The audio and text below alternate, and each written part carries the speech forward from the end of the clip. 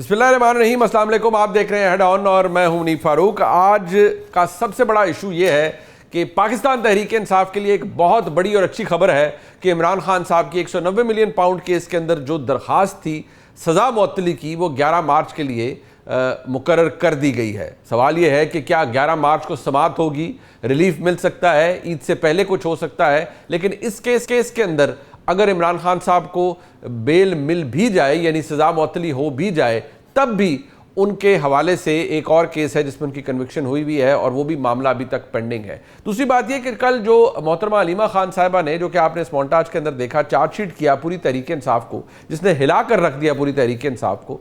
उसके बाद बैरिस्टर गौहर खान साहब की आज वजाहत भी आई है। तो अब पाकिस्तान तहरीक इंसाफ बहसीत जमात कहाँ खड़ी है? सियासी अदम इस्तेहकाम, इज़्तिराब और टूट फूट के बाद पाकिस्तान तहरीक इंसाफ को अब मज़ीद कौन से चैलेंजेस हैं? हुकूमत दिन ब दिन ख़ुद को ताकतवर इसलिए महसूस कर रही है कि पाकिस्तान तहरीक इंसाफ क्योंकि कमज़ोर होती जा रही है। इंटरनल जो इन फाइटिंग इतनी ज़्यादा है जिसका कोई इस वक्त हिसाब नहीं है। इन तमाम मामलात के ऊपर बात करने के लिए हमारे साथ मौजूद हैं वज़ीर मुमलिकत बराए कानून जनाब बैरिस्टर अकील मलिक साहब। मलिक साहब आपका बहुत शुक्रिया। जनाब अहमद अवैस साहब साबिक़ एडवोकेट जनरल पंजाब हैं और पाकिस्तान तहरीक इंसाफ के सीनियर रहनुमा हैं। बहुत शुक्रिया आपका अहमद अवैस साहब। और जनाब हफीज़ुल्लाह न्याज़ी साहब मेरे उस्ताद भी हैं, हम उनसे बहुत कुछ सीखते हैं। बहुत शुक्रिया जनाब न्याज़ी साहब आपका भी। अहमद अवैस साहब, आज तो कुछ मुतमईन हुए आप? अदालत ने समाअत के लिए 11 मार्च का दिन दिया है 190 मिलियन पाउंड केस के अंदर जो सज़ा मुअत्तली का मामला है। इससे आपकी उम्मीदें जाग गई हैं या आपके खदशात अभी भी उधर ही हैं? नहीं, अब तो कहते हैं ना कि कुफ्र टूटा खुदा खुदा करके। अब बताइए, एक साल के बाद आप भी माशाल्लाह बैरिस्टर हैं, प्रैक्टिसिंग लॉयर रहे हैं और समझते हैं तमाम ऊंच नीच को, सियासत की और वकालत की भी। आप बताइए कि क्रिमिनल अपील के अंदर सस्पेंशन ऑफ सेंटेंस की दरख्वास्त इसीलिए होती है कि फ़ौरन उसकी समाअत हो जाए जी, हाँ ना हो जाए। अगर डिसमिस हो जाए तो ऊपर चले जाएंगे और वट एवर इट इज़। लेकिन यहाँ एक साल गुजर गया, उसकी वो दरख्वास्त नहीं लगने दे रहे। आप अंदाज़ा लगाइए यहाँ से कि रूल ऑफ लॉ किस बुरी तरीके से हिट हुआ है पाकिस्तान के अंदर। कितना हमारा वो तासुर जो है कानून की बारादस्ती का, वो निज़ाम जो हमारी आइडियोलॉजिकल स्टेट की बुनियाद है, उसको एक मेरे ख्याल में बहुत सख्त दचका भी लगा, नुकसान पहुंचाया गया। और ये मेरे ख्याल, जहां मैं समझता हूं कि पाकिस्तान जो कि एक आइडियोलॉजिकल स्टेट है, वहाँ एंटी स्टेट एक्टिविटी सबसे बड़ी ये है कि रूल ऑफ लॉ को आपने रूल ऑफ अथॉरिटी से बदल दिया। यह ख़तरनाक काम है बहुत, और इसका बड़ा नुकसान होगा। नहीं, बट चले, ये चीफ जस्टिस साहब से हुकूमत का तो इससे कोई लेना देना नहीं है ना। ये तो आपका चीफ जस्टिस साहब से गिला होगा, वो आपका गिला पहुंच भी गया, उन्होंने गिला शायद पार्शली धोया भी है। कहाँ गिला होगा? ये प्रॉब्लम इस वजह से है कि हुकूमत के अंगूठे के नीचे तो जुडिशरी है इस वक्त। अच्छा, 26वीं 27वीं तरमीम के बाद। ठीक ठीक ठीक ठीक ठीक, ये इसलिए हो रहा है सब कुछ। अच्छा। वरना कभी आप सोच सकते हैं कि अदालत के अंदर जो है चीफ मिनिस्टर जो है वो एक खड़ा होकर एक गुजारिश करने लगे और जज साहब जो हैं, चीफ जस्टिस साहब, वो मुंह फेर के निकल जाएं। एक कर्टसी भी डिमांड करती है। क्या हो जाना था इससे? सर, वो कहते हैं इतनी बैशिंग की है जज साहब की, तो वो आप आगे से क्या वो इस्लाम का जवाब दें? वो भी इंसान ही है, उनका भी दिल है। कोई बैशिंग नहीं हुई, ऐसे कर रहे हैं। अच्छा, कुछ भी नहीं बैशिंग की थी तो चले, कंटेम्प्ट इशू कर सकते। मैं वज़ीर मुमलिकत बराए असली कानून जो है उसके हवाले से, जो पाकिस्तान का कानून है, उसके हवाले से बैरिस्टर अकील मलिक साहब से पूछ लेता हूँ। मलिक साहब, आपने आइन के अंदर 2 तरामीम कर दी और अंगूठे के नीचे है अदलिया आपके, बकौल अहमद अवैस साहब के। चलें, आज कोई फिर आपने तबस्सुम फरमाया या जहाँ से भी हुआ, 11 मार्च की डेट हो गई। अब अल्लाह करे उस दिन प्रोसिक्यूटर साहब आ जाएं, अल्लाह करे उस दिन बेंच बैठ जाए और ये ना हो कोई एतकाफ़ में ना बैठा हुआ हो या कोई उम्रे की शहादत के लिए ना चला जाए। 11 मार्च को समाअत हो जाए खान साहब की, ताकि ये गिला तो धुले अकील मलिक साहब। बिस्मिल्लाहिर्रहमानिर्रहीम। बहुत बहुत शुक्रिया मुनीफ साहब। रमज़ान मुबारक का बाबरकत महीना है और कुछ वजूहत आपने ख़ुद ही बता दी। ज़ाहिरी बात है, लोग इत्तेकाफ़ में बैठते हैं, लोग उम्रे की शहादत के लिए भी जाते हैं। लेकिन जो आपने कहा कि 11 तारीख फिक्स हुई, देखें इसमें हुकूमत का तो कोई लेना देना नहीं। ये तो होली सोली जो काम है रजिस्ट्रार और इस्लामाबाद हाई कोर्ट की जो एडमिनिस्ट्रेशन है उसका काम है। और आज इन्होंने अर्ली हियरिंग की दरख्वास्त है, यही तो हम बार बार इनसे कहते थे अर्ली हियरिंग की दरख्वास्त दे दें। अर्ली हियरिंग फिक्स हुई और डायरेक्शन हो गई, 11 तारीख को जो है इनका केस फिक्स हो गया। अब वहाँ पे सुनवाई होगी। अर्ली हियरिंग भी अगर दे दी और सस्पेंशन ऑफ सेंटेंस की ये बात जब की, हम सारे ही प्रेडोमिनेटली वकील हैं तीनों एटलीस्ट, और मैं समझता हूँ कि न्याय साहब भी बिल्कुल समझते हैं कानून को भी, आइन को भी, सारे मामले को, और अपनी ज़िंदगी में भी इन्होंने काफ़ी देखा होगा कि किस तरह जो है केसेस। उनके बेटे भी बैरिस्टर हैं, सस्पेंशन, बिल्कुल उनके बेटे भी बैरिस्टर हैं, हमारे कॉलीग हैं। तो मैं इसीलिए कह रहा हूँ कि ये तमाम चीज़ों को देखते हुए ये तो नहीं हो सकता कि किसी की ख्वाहिश पे केस फिक्स किया जाए, किसी की फरमाइश पे केस फिक्स किया जाए। हाँ, ये जरूर है कि बिल्कुल केसेस जल्दी फिक्स होने चाहिए, लेकिन उसके सर अहमद वैद साहब, सर बार बार आप इसका गिला ना करें, कोई पता नहीं 11 को समाअत भी होनी है या नहीं सर, उसके ऊपर जरा थोड़ा इत्तेफाक नहीं हो रही, नहीं उस पे मैं पेशबंदी तो हो रही है मनीब साहब। नहीं, इस पे बिल्कुल मैं गुजारिश ही करूंगा कि देखें, इस पे ये चीज़ नहीं कहनी चाहिए कि साल बाद क्यों फिक्स हुआ है। अब देखें ना, जब 26वीं 27वीं तरमीम हुई तो हमने चीज़ों को स्ट्रीमलाइन किया। हमने कहा कि कम से कम अपने वक्त पे हो और किसी का और जल्दी डिस्पोजल हो चीज़ों का। सुप्रीम कोर्ट में देखें, क्या अगर 26वीं 27वीं तरमीम ना हुई होती तो क्या सुप्रीम कोर्ट में इनकी मुतफरक दरख्वास्त लगती जो खोसा साहब ने दी थी, और फिर ये डॉक्टर्स को एग्जामिनेशन के लिए अस्पताल and so and so fourth, ये तमाम तो चीज़ें होती है। अब तो वहाँ पर भी एक दरख्वास्त दायर की हुई है अर्ली हियरिंग की कि ये तमाम तर मामला जो है आप फिक्स करें। अगले हफ्ते जो हफ्ता शुरू होगा तो 11 को तो डेट अब फिक्स हो चुकी है, अगले हफ्ते सुप्रीम कोर्ट में देखते हैं क्या बनता है, लेकिन अदालतों से ही रिलीफ मिलना है। वैसे इस बात पे ये उसकी सनद नहीं है कि कल आफरीदी साहब भी कह रहे थे कि मैंने सलाम किया, उन्होंने मेरे सलाम का जवाब ही नहीं दिया। चीफ जस्टिस साहब, इज्जत माफ चीफ जस्टिस साहब उठ के चले गए। अलीमा खान साहबा ने कहा हमारा भी सलाम का जवाब नहीं दिया। इसका मतलब है ना कि केस इसलिए मुकर्रर नहीं हो रहे थे कि चीफ जस्टिस साहब बीच में से दुखी हैं, उनका दिल दुखता है, वो गुस्से में है कि इन्होंने मेरी नॉट ऑल मैं उसमें, अगर चीफ जस्टिस का ऐसे दिल दुखने लगे तो फिर मामला खत्म हो गए। मेरी तो एक प्रिजम्पशन है ना कि सवाल का जवाब नहीं, वैसे हम भी पेश होते हैं जजेस के सामने जब हम पेश होते हैं तो हम सलाम से काम नहीं शुरू करते, मतलब हम अपने क्लाइंट का केस नहीं करते, बिल्कुल भी नहीं है, लेकिन वो तो कह लें या आप बिल्कुल नहीं करते। हम देखें ना, मतलब ये तमाम तर मामला सुबह अर्जेंट पे केस लगाओ तो पहले सबसे पहले ये तो नहीं कहते अस्सलाम वालेकुम जी, ये वो तो ना होता है ना कोई मामला होता है, वो तो फटाफट जो है। मतलब आप जो चीफ जस्टिस साहब का सलाम का जवाब ना देना है, आप समझते हैं it is not a problem at all, Afridi साहब को सलाम करना नहीं चाहिए, not a problem at all, because court का कुछ डेकोरम होता है, कोर्ट रूम के कुछ देखे ना आप पर्सनली जाके उनको ये तो नहीं कह सकते अस्सलाम वालेकुम जी क्या हाल है आपके, ये तो नहीं चलेगा ना, वहाँ पे अदालत है, ठीक थोड़ी वो ऐसा मामला है। मतलब लेकिन खुदा के लिए अदालत के जो अपनी जरूरियात है वो तो पूरी करे ना, उसको नहीं, उसका ताल्लुक कोई नहीं है ना। अहमद वैद साहब, अकील मलिक साहब से, जनाब अहमद वैद साहब वो कहते हैं, हमारे अकील मलिक साहब कहते हैं मेरे हाथ साफ है, वो कानून के तौर पे साफ है। वैसे कानून के हाथ लंबे होते हैं, लेकिन उनके हाथ लंबे होने के साथ साथ साफ भी हैं। नहीं, इनके मलिक साहब के हाथ वाकई साफ हैं, ये बिल्कुल इज अ डिफरेंट पर्सन, लेकिन क्या करें, आप एक मजबूरी में मौजूद हैं, आप क्या कर सकते हैं। चले न्यायी साहब, वैसे हकूमती हाथ चाहे वो अकील मलिक साहब के हों या जनाब आज़म नज़ीर तारड़ साहब के हों, वो कानूनी तौर पर लंबे तो बहुत है, बासर भी बहुत है, साफ है, क्योंकि जनाब अहमद वैद साहब फरमा रहे हैं कि उसमें ना 26वीं 27वीं तरमीम की गर्द है जो हाथों पर है, इसीलिए अदलिया अंगूठे के नीचे है। मुझे बड़ा जो है ना, आपको एक चीज जो है जो आपको फायदा नहीं है जी, आपने सिर्फ कोई एक दौर देखोगा, 2 दौर देखोगा जी, मेरे ख्याल वैद साहब ने भी मेरी तरह कोई 6-7 किस्म के इस तरह के दौर देख चुके हैं जी। वो कहते हैं मिटाता है पीरो जवां कैसे कैसे, बदलता आसमां कैसे कैसे। वैसा जब आप ये मजे लूटे थे आप, तो उस वक्त एहसास कर दिया करते और निसार साहब की अदालत को एंजॉय ना करते और ना उमर ताब बजाज साहब की अदालतों को एंजॉय करते, तो आज आपकी शिकायत जो बड़ी दुरुस्त है उसमें कोई लेगिटिमेसी होती। क्राइसिस मुल्क का क्या है कि यकीन ऐसे हम झाड़ के खड़े हो जाते हैं। मुझे तो तकलीफ अब भी हो रही है कि ज्यादती हो रही है, लेकिन ज्यादती का सिलसिला अब तो नहीं शुरू हुआ। एक तो सदी बीत गई, अब तो पाकिस्तान के अंदर ये चीजें जो है हमारे एक नॉर्म है इन चीजों। बाकी है कि जैसे अकील साहब कह रहे हैं कि देखो मुझे नहीं पता कोर्ट का क्या माहौल है, किस माहौल में सलाम किया गया, सलाम का स्टाइल क्या है, कोर्सिव कंडीशन है। और फिर कोर्ट के अंदर मैंने तो गुड मॉर्निंग सर करते कभी किसी को नहीं देखा। वो आए और पहले के वो एक आपको पता है, आप झुक के अंदर बैठ जाते हैं अदालत में कि आप कितने सीनियर वकील हैं और कितना पे यंग जज बैठा है, और झुक के बैठ उसको बैक किए बगैर मुंह में निकलते हैं।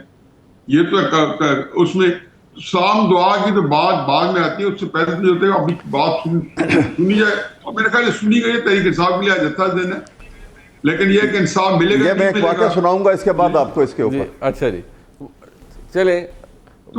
तो बहरहाल देखें जी, तहरीक इंसाफ जो है वो कहता है you live by the sword you die by the sword. बस एक तरीके से उन्होंने जिंदगी गुजारी है, अब उसी तरीके से उनको जो है ना उसी तलवार के नीचे उनकी गर्दन आई हुई है। अब मुझे तो जो है मैं तो होता तो क्या शिकायत करता, अब इनको शिकायत होती है किसी को तो बस देख लें। इनका गिला ये है कि सर इनका गिला ये है कि इस दफा जो तलवार है ना वो उसकी धार बहुत तेज है, और वो वकील मलिक साहब की मुस्कुराहट जैसी हमारे भाई हैं वो तो महसूस नहीं होने देते, लेकिन उनके कानून की धार बहुत तेज है। आपने देखा नहीं है कि फॉर्म 47 जो है वो आरटीए से तेज था, अभी इससे भी ज्यादा तेज हो, मिसाला तेज था इस दफा। ये तो कोई पीछे से कभी आपने देखा नहीं है कि उसके ऊपर इम्प्रूवमेंट ही कर दिया उन्होंने। और ये मेरा ख्याल है असेसमेंट ही नहीं है ठीक, किस तलवार के नीचे आई है। मेरा ख्याल है जी जी मुनीब साहब, मेरा ख्याल है कि तेल नहीं, एक कुंद है। अच्छा अच्छा, धार कुंद है। अच्छा ओके, इस वजह से वो उस मुसलसल तकलीफ में है, वरना जिबा होके खत्म हो जाते। कुंदे नीचे लगे गर्दन आई हो। साहब कह रहे वैसे का एक कुंद है, इसलिए जो नीचे पड़े उनको ज्यादा तकलीफ हो रही है गर्दन कटवाने में। ये तो जाती है वो गालिब ने ये कहा था। मुनीब साहब बात सुनिए, गालिब का बड़ा मशहूर एक शेर था, है तो वो फारसी का था जी। उन्होंने कहा कि बेखुद बवक्त ज़िबा तपीदन गुनाह मन, दानिस्ता दुश्ना तेज न करदन गुनाह कीस्त।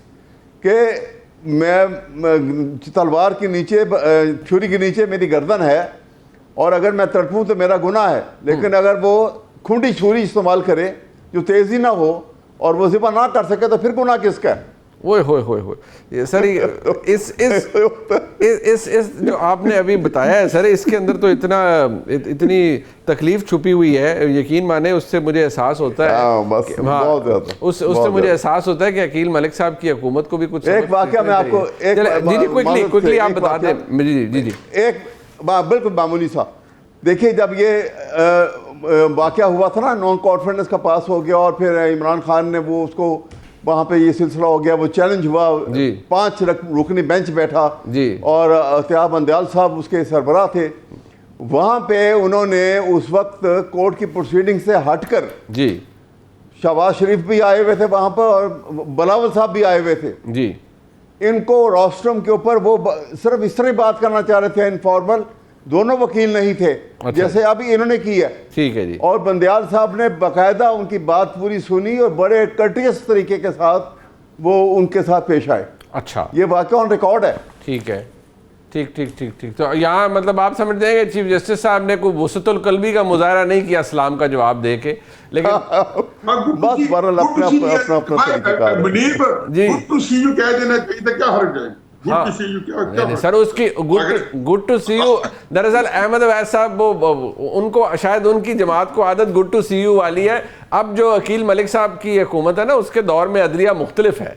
वो अब बकौल अहमद अवैस साहब के वो 26वीं 27वीं तरमीम का प्रोडक्ट है। एक बात जो बड़ी दिलचस्प है इसमें अकील मलिक साहब की, ये चले आप इससे जान छुड़ाएं, लेकिन पीटीआई के दोस्त जनाब जैसे अहमद अवैस साहब है वो सारे कहते रहेंगे कि आपने ये सारा बंदोबस्त किया है ना कि इमरान खान साहब का ना केस लगे ना कुछ हो, अदलिया आपकी मुट्ठी में हो।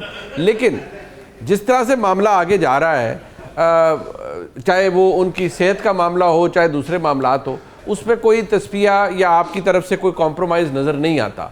अब भी उनकी फैमिली का डिमांड वही है कि उनको आप हॉस्पिटल मुंतकिल करें, उनकी फैमिली जाए, वो विटनेस कर ले कि खान साहब ठीक है। उनकी हमशीरा कह रही हैं कि इमरान खान साहब को, अलीमा खान साहबा ने एक डिजिटल चैनल से बात की जो गैर मुल्की है, कि स्लो पॉइजनिंग की जा रही है इमरान खान साहब की। ये बड़ा सीरियस चार्ज है अकील मलिक साहब। देखिए, ये बिल्कुल अपनी पॉलिटिकल माइलेज गेन करने के लिए जो तमाम तर बयान दिए जा रहे हैं या पॉलिटिकल नैरेटिव बिल्ड करने के लिए जो दिए जा रहे हैं वो इंतहाई अफसोसनाक हैं। अब एक दरख्वास्त दी है, बिल्कुल आपकी नज़र से भी गुजरी होगी, खोसा साहब ने अर्ली हियरिंग की जो एक सीएम दायर की है और उसमें फिर कहा है कि जी आप इनको ट्रांसफ़र करें शिफा इंटरनेशनल हॉस्पिटल जो कि प्राइवेट हॉस्पिटल है, क्योंकि एक तो जो कह लें कन्फ्यूजन क्रिएट करने में तो माहिर हैं।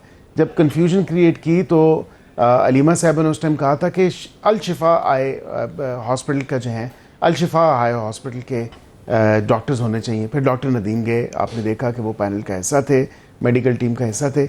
इशू ये हो गया कि अब वो उसको शिफा हॉस्पिटल बनाया जा रहा है और शिफा इंटरनेशनल हॉस्पिटल का कहा जा रहा है। ये मेरी तो समझ से बालतर है कि क्या जो स्पेशलिस्ट दो हैं, आँख का कोई भी मसला हो या कोई भी इशू हो, अमराज़ चश्म में अगर कोई भी शख्स मुब्तला हो तो जो वेल नोन हॉस्पिटल है वो अल शिफा आई केयर ट्रस्ट हॉस्पिटल है। पूरे मुल्क में सबको पता है कि one of the best hospitals है। और अगर वही हॉस्पिटल इनको नहीं उससे सेटिस्फाइड हैं तो पता नहीं किससे सेटिस्फाइड होंगे। नहीं, बट आप पे चार्ज ये ना सर कि वो बार बार ये कह रहे हैं उनकी भी एक्सपर्टीज नहीं है। सर बार बार आपसे सवाल ये है कि आप छुपा क्या रहे हैं? उनकी हमशीरा ट्वीट करती हैं व्हाट आर दे हाइडिंग, वो क्या छुपा रहे हैं? आप क्यों नहीं इमरान खान साहब की हमशीरा को इस सारे मामले के अंदर शामिल करते, क्यों उनको नहीं करते? मतलब बुशरा बीबी साहिबा की बहन ट्वीट करें, वो भी यही कि खान साहब की आंख सूजी हुई है, उनका विजन ठीक नहीं है, उनके मसाइल हैं। जो इमरान खान साहब की हमशीरा हैं मोहतरमा नौरीन न्याजी साहिबा, अगर मैं सुनवाऊँ वो तो जारी बात है अपनी भाई की मोहब्बत में इस कदर वो कैरिड अवे हैं कि जो उन्होंने बात की है वो ज़रा आप सुन लें तो एहसास होगा कि मामला कितना सीरियस है। इमरान खान की आंख खुद से खराब नहीं हुई, जेल वालों ने किया, उसको ये छुपा रहे हैं और उसको और खराब कर रहे हैं। अब ये चाहते हैं दूसरी आंख पे भी खराब हो जाए। लेकिन मैं आपको बता रही हूँ, ये तो पुरअमन बात कर रही है, मैं तो पुरअमन की बात ही नहीं करती। मैं सोचती हूँ लोगों को निकल के जल्दी एहतजाज करना चाहिए। ये वक्त ले रहे हैं, इनको टाइम चाहिए ताकि आंख और खराब हो जाए। और ये समझते हैं कि हम सब ऐसे बैठे रहेंगे, हम बैठेंगे भी नहीं और हम उसका हिसाब भी लेंगे और उसका बदला भी लेंगे। ये आंख के बदले आंख होगी, फिर ये लोग अपनी आंखें पट्टियां बांध के निकलेंगे। इनकी आंखें पाकिस्तान में भी नहीं बचेंगी और बाहर की दुनिया में भी नहीं बचेंगी। ये अकील मलिक साहब बड़ा सीरियस किस्म का मामला है, आप शायद उसे लाइटली ले रहे हैं।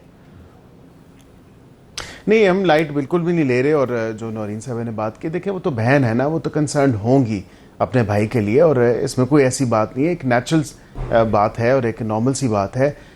हम छुपा कुछ भी नहीं रहे, वाज़ेह तौर पे हमने बता दिया। जो पिम्स की तरफ से दोनों स्टेटमेंट्स हैं वो आप देख लें, उनकी ट्रीटमेंट जो हुई उसके बाद रिपोर्ट्स हैं वो फैमिली मेम्बर्स को भी दे दी गई हैं।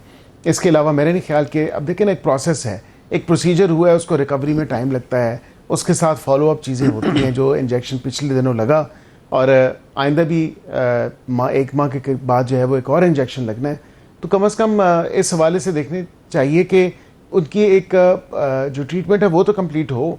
एक मेन उनका हो गया प्रोसीजर, उसके बाद जो फॉलो अप उनकी दो ट्रीटमेंट्स हैं और जो डाउन टाइम है या रेस्ट टाइम है वो कम से कम रिकवरी टाइम वो तो गुजरने दें। आप कहते हैं कि जी बिल्कुल अचानक ही जो है वो शिफा मिल जाने वाला है, शिफा इंसान तो नहीं दे सकता।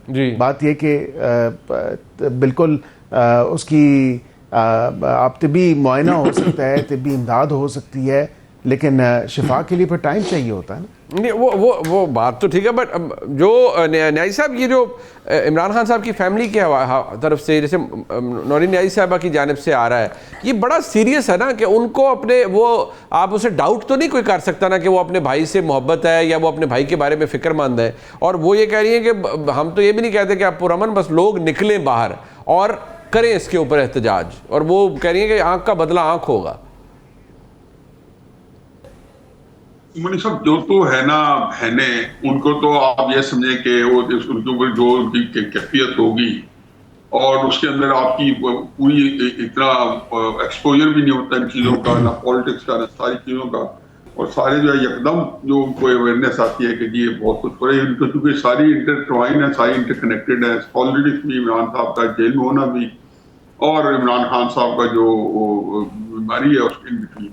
ठीक है, दो तीन बातें। पहली तो ये बता दूं कि इस वक्त जितनी फिक्र जो है ना जिनके पास इमरान खान है वो उनके पास है। मैंने आज ही कॉलम लिखा, कल छपना जाएंगे अखबार में। ये आप भूल जाएं कि इस वक्त इमरान खान साहब की जो जो जो लोग इमरान खान जैसे या नवाज शरीफ साहब जैसे जुल्फिकार भुट्टो जैसे कैदी रखते हैं, तो उनकी अपनी जान में बनी होती है। बिल्कुल, ये बिल्कुल उनको पता होता है उन्हें क्या करना है। जो एक मामला है ना उनके साथ, तो उन्होंने उनको फांसी देनी है, उनको जो है 50 साल अंदर रखना है, 20 साल अंदर रखना है, 10 साल रखना, एक और मामला है। लेकिन जेल के अंदर जो है ना, जेल में आज तक ये जो कैदी रहते हैं जरदारी साहब वगैरह, इनसे अच्छा कोई नहीं रहता जो इमरान खान रह रहे हैं, जो जुल्फिकार भुट्टो साहब रह रहे हैं। ये कर्नल रफीक की किताब भुट्टो के आखिरी 323 दिन पढ़ लें, फांसी की सजा मिली हुई थी, उसके बाद कर्नल रफीक के जरिए निगरानी को फांसी दिखाया गया। आप देखें कि उनको मर्जी का सिगार मिलता था, बेहतरीन उनका शक्ति बावर्ची था, बेहतरीन कॉफी का उनका ब्रांड होता था, सिगरेट का ब्रांड होता था।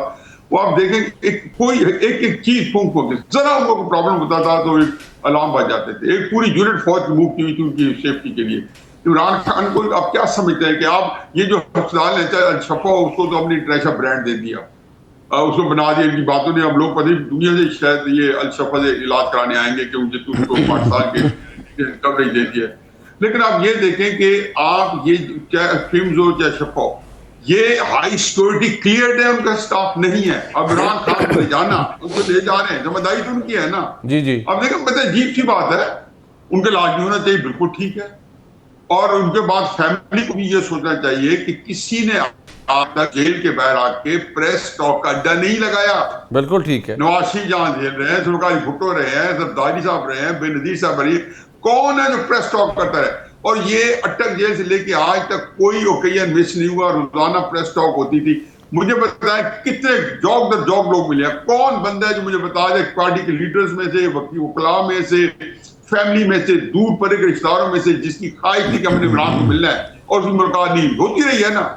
बावजूद के सोशल मीडिया ने जो तूफान मचा रखा था, इमरान खान वकील साहब के पास नहीं है, मेरा बेटा जेल में को वो वकील साहब के पास नहीं है, मेरे साथ तो सारे कंट्रोल करते हैं जो बजाय गवर्नमेंट में है। बड़ी मुझे फोन आते हैं कई दोस्तों के जो अंदर है, आपको पता है, मुझे पता है। मतलब वैसा मैं अगर यही सवाल आपसे पूछूं, ये उनकी बहनें अगर ये बात कहती हैं, क्या आपको वाकई ये लगता है कि इमरान खान साहब की सेहत के साथ कोई ये कर सकता है? और अकील मलिक साहब की हुकूमत तो ये कहती है, मैंने स्टोरी सबसे पहले ब्रेक की कि जी जिस तरह मोहसिन नकवी साहब का राब्ता था, सोहेल आफरीदी साहब लूप में थे कि खान साहब को ले जाएं जी, एक डॉक्टर भी ले जाएं अपने फैमिली वाले, और एक फैमिली का बंदा चला जाए, फिर फड्डा जिस पे हुआ वो एक अलग बात है। बट यहाँ सवाल ये है कि क्या कोई वाकई उनके साथ ये कर सकता है कि उनको स्लो पॉइजनिंग कर दे? Is it that simple? देखिए बात ये नहीं है, मसला ये है जब नॉन इशू को इशू बना दिया जाए ना, मेरे ख्याल में ये कोई इशू नहीं था। एक इंसानी जिस्म के अंदर किसी में कोई तब्दीली आ सकती है, कोई तकलीफ़ आ सकती है। अगर उनकी आंख में तकलीफ़ आई, उन्होंने जेल सुपरिटेंडेंट को बताया और उसको इग्नोर ना किया जाता अगर शुरू में, और ये बात जो है उनके अजीज़ों को भी, उनकी बहनों को भी और पार्टी की हाई कमांड को भी बता दी जाती और वो आके मिल भी लेते, या खदशात के लिए कोई वो डॉक्टर्स वगैरह जब सजेशन अब हो रही हैं, तो इसमें क्या फ़र्क पड़ना था? क्या उनकी सज़ा ख़त्म हो जानी थी, या उनको वहाँ से डयाला जेल से उन्होंने अगवा करके बाहर ले जाना था? कुछ भी नहीं होना था।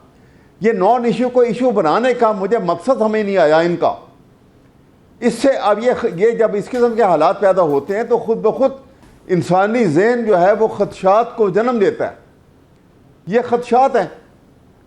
इनसे कहते हैं ना कि तेरे फिराक में गोया ख्याल मुफलस का, गई है फ़िक्र परेशान कहाँ कहाँ मेरी। तो वो फ़िक्र परेशान जो है वो इंसान फिर मुख्तलिफ चीज़ें सोचता है, और वो कैफियत इन्होंने खुद तारीख की है और करवाई है। मुझे इसकी विज़डम समझ नहीं आई, अभी तक नहीं समझ आई कि ये ऐसा क्यों किया इन्होंने। सर आप हुकूमत में नहीं है, अगर ये ना करते ऐसे आपको। हाँ जी, मैं सर आप हुकूमत में नहीं है इसलिए आपको विजडम समझ नहीं आई। ये खास विजडम होती है जब आप नहीं देखिए ना, तब समझ इससे वो प्रेशर भी रिलीज हो जाता। अब वो खदशात है ना ये भी हो सकता है, ये भी हो सकता है, ये भी हो सकता है, फिर ये र्यूमर जो है ये फैलती जाती हैं, क्योंकि वैक्यूम क्रिएट होता है, तो वैक्यूम जो है वो फिर र्यूमर उनको रिप्लेस करती हैं। नहीं तो इसलिए ठीक ये है। मेरा ख्याल है ये एक इसका नुकसान है, फायदा नहीं होगा। नहीं बट ये अकील मलिक साहब जितना भी अब ये वो उन्होंने कह रहे हैं कि रायता फैल गया, ये सब कुछ हो गया, आपकी एप्रीहेंशन अपनी जगह के लिए इंतशार नहीं फैलना चाहिए, प्रेस टॉक्स नहीं होनी चाहिए, उस पर एक सारा, लेकिन वो इशू तो उसी तरह बन गया। आपने जितना मर्जी उसके ऊपर लिड रखने की कोशिश की, आपने वो मौका फराम कर दिया है उनकी फैमिली को, उनकी पार्टी को। अल्लाह करे खान साहब को जल्दी वो बिल्कुल, और जिस तरह आपका वर्जन है, गवर्नमेंट का वर्जन है कि उनका फॉलो अप प्रोसीजर भी हो गया है, उनकी तबीयत में बेहतरी है, उनका विजन इंप्रूव हो रहा है, लेकिन जो मैसेजेस बाहर आ रहे हैं वो अभी भी यही है कि उनके साथ को बहुत बुरा हो रहा है और आप कुछ छुपा रहे हैं। तो आपने खुद ये इशू क्रिएट किया है। नहीं देखिए, इशू क्रिएट नहीं किया।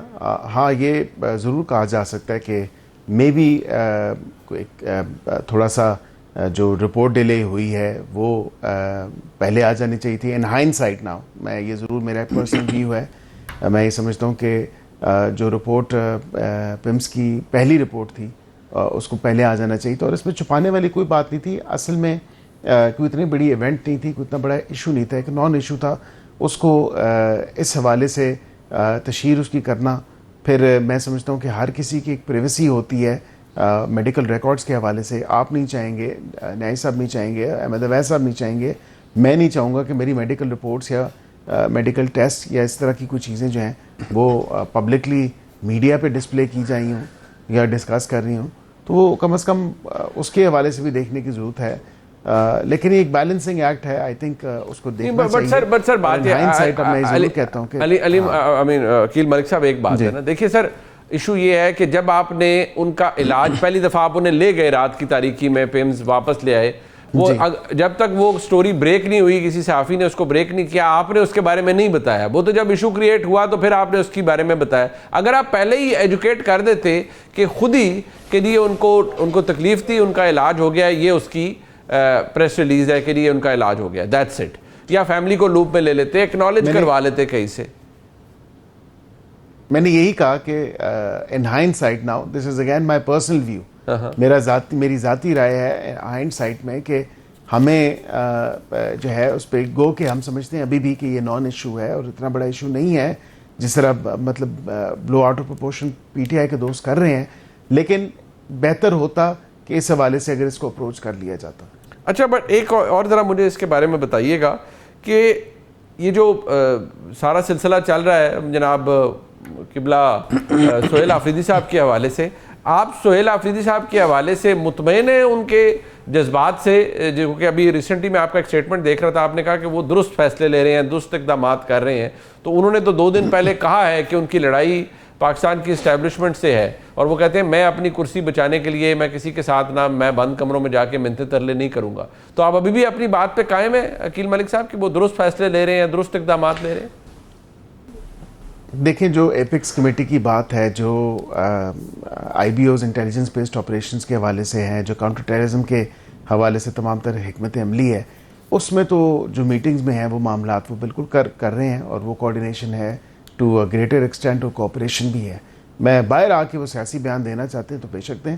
अगेन, इदारों को टारगेट करना, अगर इदारों को टारगेट करेंगे उसका नुकसान उनको खुद होगा, इसलिए बेहतर है कि वो भी ये कम से कम देखें कि अपना सियासी बयान बाजी अगर करनी है तो वो किसी हद तक करें और कुछ किसी दायरे में रह के करें, ना कि जो है एक तरफ जो है वो कोऑर्डिनेशन और कोऑपरेशन, जो कि अच्छी चीज़ है, अप्रिशिएट करना चाहिए, और दूसरी तरफ जो है वो आप इस तरह की सियासी बयानबाजी कर रहे हैं, मिसलीड कर रहे हो अपनी पार्टी के लोगों को, अच्छा, और अपनी सूबे की आवाम को। अच्छा, न्याजी साहब, एक मुझे ज़रा, अगर हमने इतना सब कुछ देखा है ये पिछले 2-2.5-3 साल से, मुझे सिर्फ ये बताइएगा आपको क्या नज़र क्या आता है? आफरीदी साहब फोर्स बना रहे हैं कि मैंने एक रिहाई फोर्स बनानी है, हुकूमत ये कह रही है कि ये फोर्स तो काम बड़ा ख़राब है, ये आप क्या करने जा रहे हैं, ये तो बड़ा प्रॉब्लमेटिक काम है, ये आपको किसने इजाज़त दे दी, ये तो आइन के ख़िलाफ़ है, कानून के ख़िलाफ़ है, ये आप नहीं करेंगे।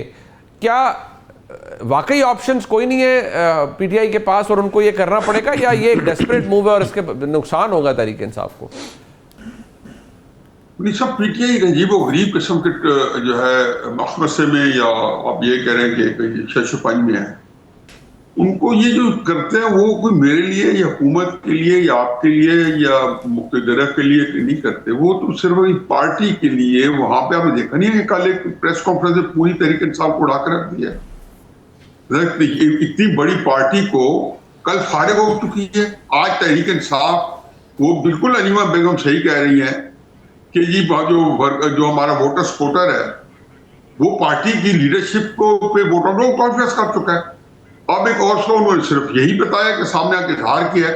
अब जिस पार्टी के जितनी क्यादत है, गौर साहब समेत जितने इंपॉर्टेंट लीडर हैं, उनके ऊपर एक पूरा एक प्रेस कॉन्फ्रेंस के अंदर अदम एतमाद हो चुका है। तो उनका जो क्राइसिस है, मैं तो ये देख रहा हूँ कि तहरीक इंसाफ जो है अमलन जो है नाम की जो पार्टी है इस वक्त टोटल क्योस में है। और उसकी जो उनको सबने अपने आप को जस्टिफाई करना है, साबित करना है, और सोहेल आफरीदी बिल्कुल वही कर रहे हैं। वो सिर्फ ये साबित कर रहे हैं कि भाई मुझ पे कभी कोई वो इल्जाम ना लगे जो गौहर खान पे या हामिद खान साहब जैसे जय्यद किस्म के हमारे, देखो 80-82 साल का बंदा हो, उसको आप उठा के ऐसे कर डील करें जैसे उन्होंने आपके लिए बतले हुर्रियत बनना और कोई आज़ादी की मुहिम चलानी है। मतलब आपको पता है किसका क्या रोल हो सकता है। तो उन्होंने जो रोल अदा करना है वो एक किसी और को लीक किए हुए। ये अहमद वैद साहब के साथ सीनियर हैं, ये जानते हैं। बिल्कुल ठीक। तो कल की प्रेस कॉन्फ्रेंस ने तो ये तहरीक इंसाफ को अंदर से बिल्कुल खोखला करके रख दिया है। एक वहां पे बिल्कुल उसने सही कहा है कि इनका जितना जो वर्कर सपोर्ट है वो ट्रोल कर अपने लीडर का ज्यादा कर रहा है, आपका मेरा बाकी हुकूमतों का बाकी एस्केलेशन का कम कर रहा है। उनके जो सोशल मीडिया है जो कि सिर्फ डॉलर्स के लिए और अपने पैसे के लिए उन्होंने पूरा हाईजैक कर रखा है। वो जो बिल्कुल वो जो एक इमरान खान साहब ने सोचा था कि इनके जरिए मैं लोगों में प्रेशर दूंगा। अब इमरान खान साहब बाद में पता चलेगा कि ये प्रेशर इमरान खान साहब से उसी तरह से इस्तेमाल होगा जिस तरीके से उनको उनके वेस्टेड इंटरेस्ट में है कि सब पैसे आइडियोलॉजी नहीं है। और वर्कर जो बेचारा वो सोशल मीडिया से क्यों लेता है, सोशल मीडिया उनको गालियां देता है, उनको गाली देते हैं, उनको जो लीडर है उनके लीडर है। बिल्कुल तो मेरा ख्याल है कि इस वक्त जो क्राइसिस मुल्क का नहीं फिक्रा कहने क्राइसिस मुल्क का ये जो हम बातें कर रहे हैं वो क्राइसिस बहुत प्यारा क्राइसिस है। मुल्क जो है जिस पोलिटिकल इंस्टेबिलिटी से है उसको देख ही नहीं है, उससे कभी हम निकल पाए हैं ना निकल सकते हैं। वो एक उसकी अलग बहस है, उसकी क्या वजूहत है। ठीक, मैं शुक्रिया अदा करूंगा जनाब अहमद वैद साहब का, जनाब हफीजुल्लाह न्याज़ी साहब का और जनाब बैरिल मलिक साहब का। प्रोग्राम आपने देखा जिसका फीडबैक जरूर दीजिएगा। देखने का बहुत शुक्रिया। खुदा हाफ़िज़।